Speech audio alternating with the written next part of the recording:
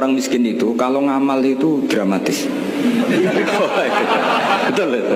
Jadi makanya kenapa Nabi suka orang miskin. Lalu saya pernah ditanya, saya ini punya teman yang kaya raya. Dia biasa ngamal 1 miliar, 2 miliar. Dia nggak terima sama fatwa saya, Gus kenapa Anda masih muji orang miskin? Ngamalnya tuh banyak saya sekali ngamal bisa 1 miliar, setengah miliar. Tapi kata saya, ngamal kamu itu tidak dramatis, nggak seru kata saya. Terus dia tanya, kok bisa Gus? Dia orang kaya, paling ngamal 1 miliar untuk bangun masjid, 1 miliar, setengah miliar bangun pondok, setengah miliar. Tapi kalau orang miskin, misalnya tukang beca, orang miskin kan pasti kawannya orang miskin. Kan nggak mungkin orang miskin utang Abu Rizal Bakri, utang Yusuf Kala, kan nggak mungkin. Kenal saja enggak. Orang miskin kan utangnya sesama orang miskin. Itu pasti itu kan hukum sosial itu. Nah ternyata itu hari itu anaknya enggak makan, hari itu istrinya mau kelahiran. Utang sesama miskin, diutangi 50.000. Tapi uang ini dramatis. Kalau hari itu nggak makan mati. Artinya apa? Ada orang ngamal 1 miliar untuk bangunan, kadang aksesoris. Yang satu ngutangi 50.000 tapi taruhannya nyawa. Nah sekarang menyelamatkan nyawa sama bangunan keren mana? Maka berbahagialah orang miskin. Karena komunitas mereka ini utang piutang urusan apa? Nyawa. Jadi ini lebih dramatis ya, lebih dramatis, lebih keren. Makanya utang piutang orang miskin itu paling diabadikan Quran karena lebih keren, lebih keren. Karena nyawa apa? Loh saya ini kan termasuk kecil sudah kiai agak keren, sudah kiai agak mapan. Itu kalau orang-orang kaya nawarin saya paling Gus nggak ganti mobil, nggak ganti aksesoris mobil itu nggak keren.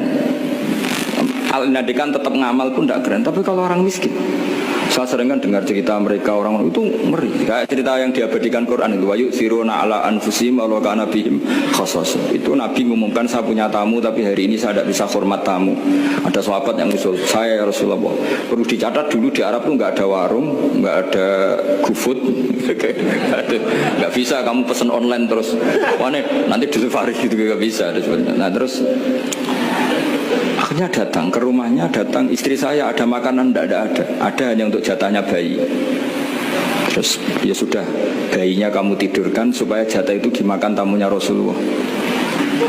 Sehingga pagi-pagi dia datang ke Nabi, kamu punya amal apa? Sehingga tadi malam ada ayat wa yusiruna ala anfusihim walau kana bihim khassas. Mereka mengalahkan kepentingan dirinya sendiri meskipun punya kepentingan sendiri demi tamu tadi. Terus cerita dia, kita tamu tadi malam ya Rasulullah, yang saya sanggup menghormat, sebenarnya saya tidak punya apa-apa, hanya jatah bayi. Itu aja dramatis, bayinya ditidurin dulu, tapi tidak disuntik ganja, tidak ditidurin. Ditidurin biasa nanti kan, ditidurin biasa. Terus suami saya pura-pura nemani, lampu dimatikan. Nah mungkin tamunya saking laparnya gak penting mikir itu, yang penting makan aja. Jadi maka sebetulnya orang-orang miskin itu tidak usah hiru, wah itu orang kaya bisa ngamal masjid 1 miliar, 2 miliar. Tetap ngamalnya ini sesuatu yang tidak mendesak.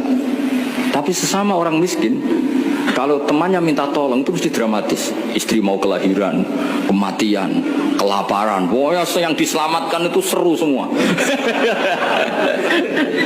Artinya gini ya, kalau miskin ya nikmati saja, itu ada peluang untuk menyalip pahalanya orang-orang. Tapi yang kaya ya tetap kaya. Kalau semuanya miskin, nanti yang miskin kerja di mana kalau semuanya miskin?